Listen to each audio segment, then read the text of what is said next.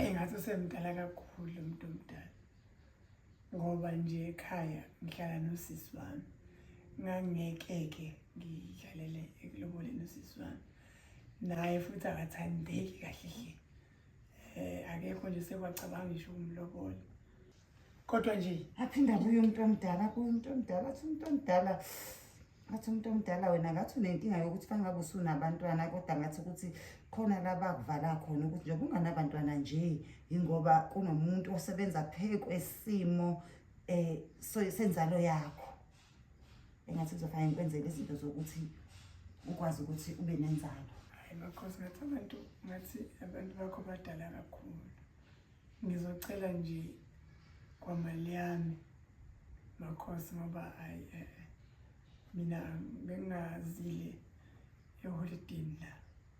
Ngizizwa ngathi manje ngiseholidini